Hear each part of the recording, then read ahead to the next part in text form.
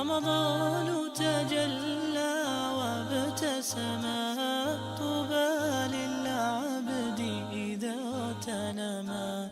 The one who missed fasts of Ramadan and died, can anyone else make up for his fasts? Secondly, when family members who are old or someone who is sick and they cannot fast, can they give Fidya, expiation, instead of fasting, keeping it or keeping in mind the ayah which says, and fast the same number of days? First of all, Allah mentioned in Surah Al-Baqarah, as we mentioned earlier in these reminders, that fasting is an obligation, a fixed number of days. Whoever is traveling or sick may make them up later on when this excuse does not exist any longer. Now, those who continue to have this excuse permanently, whether they are too weak and vulnerable to fast due to their age, or they are chronically ill, which prevents them from fasting and definitely prevents them from making up later on. In this case, Allah has made them pay an expiation for missing such days of Ramadan. For every day they miss, they should feed a poor person. And this poor person's either being given raw food, about 1 kilo and 0.125 grams, a kilo, which is half a sa'. Sa' is made of 4 mud.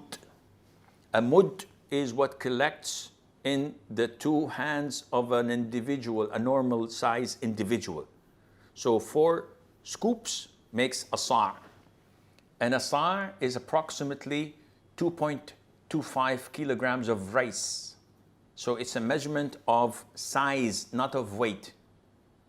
Half of it is approximately 1.125 grams of rice. You can give this for every day you miss after the day is over of Ramadan. The other alternative is to cook a good meal. So some biryani, some rice chicken, some rice meat, a good normal meal, and you feed it to a poor person.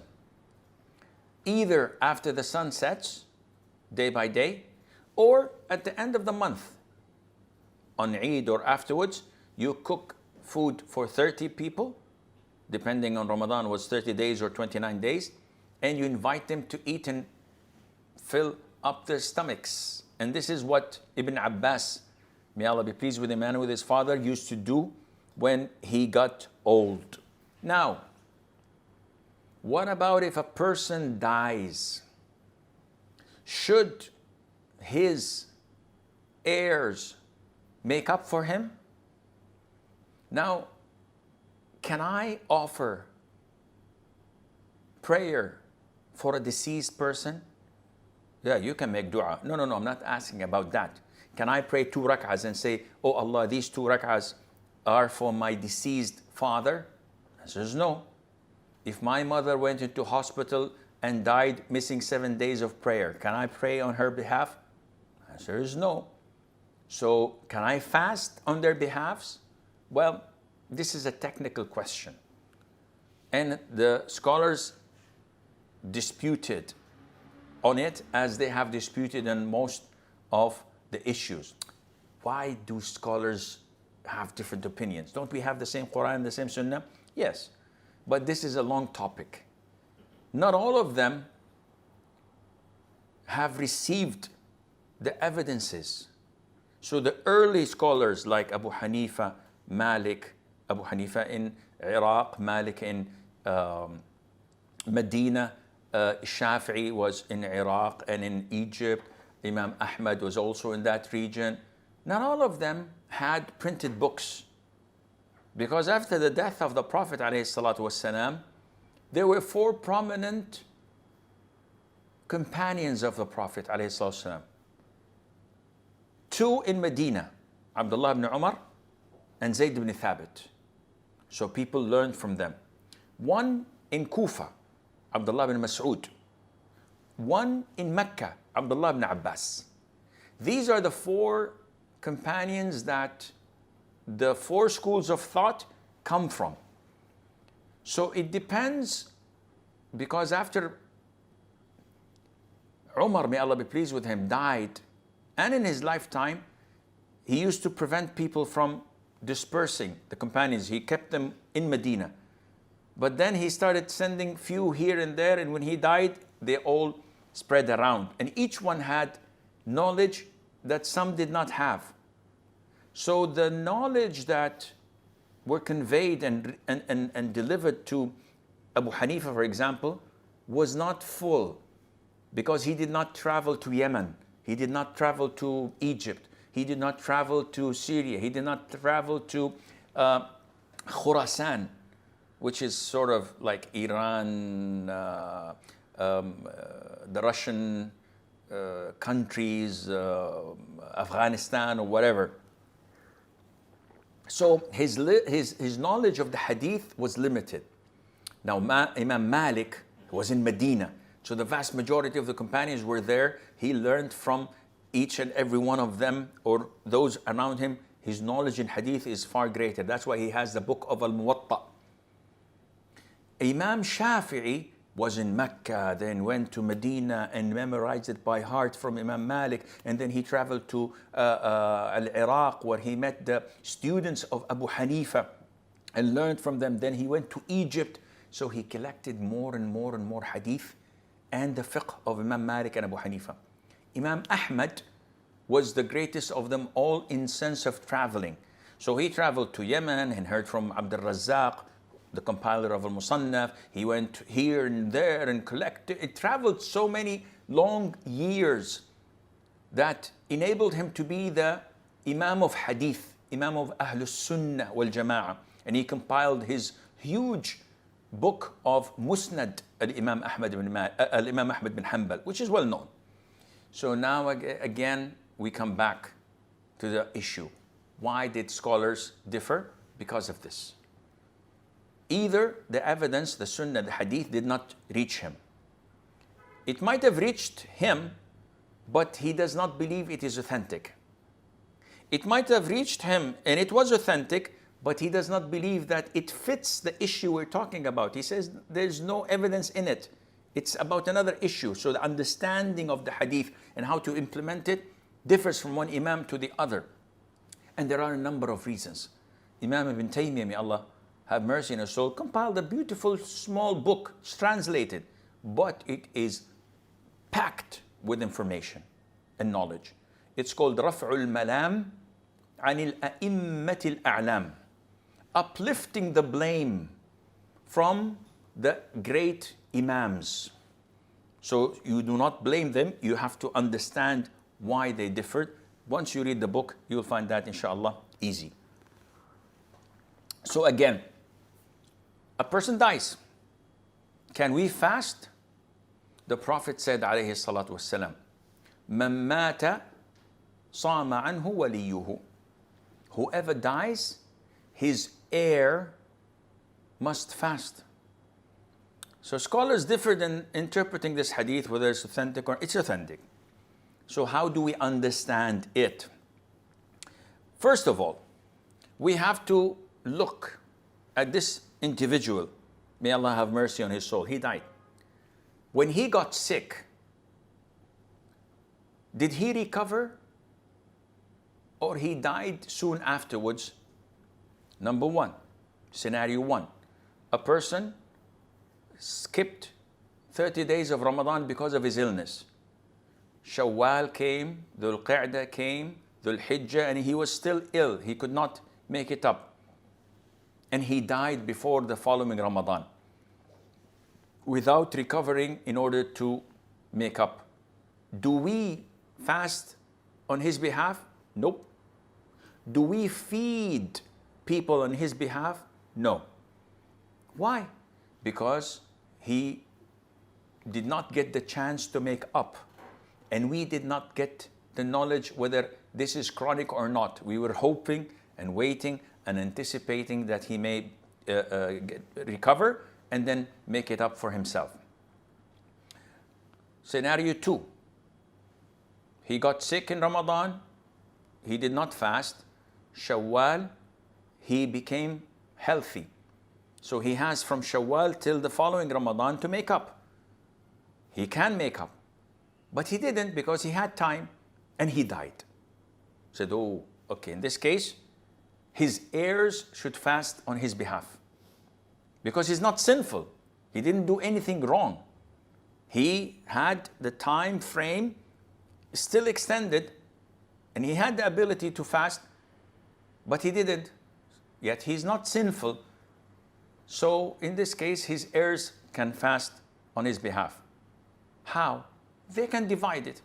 So if my father died skipping 30 days of Ramadan, and my father has 10 children, each one of us fasting 3 days would do the job.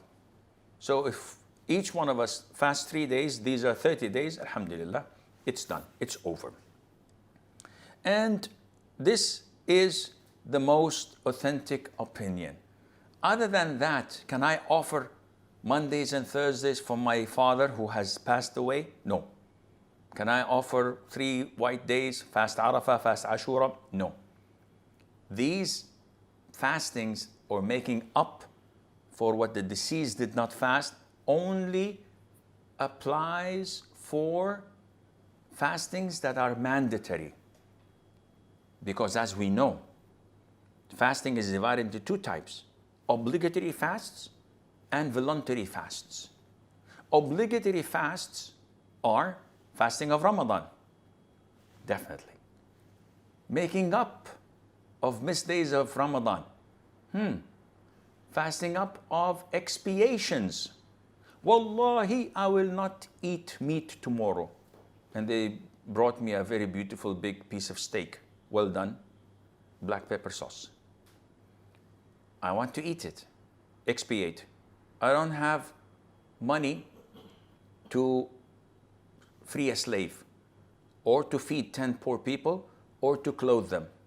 Then you have to fast 3 days. Fasting becomes obligatory upon me if I break my oath. So, expiations of things that you have to fast.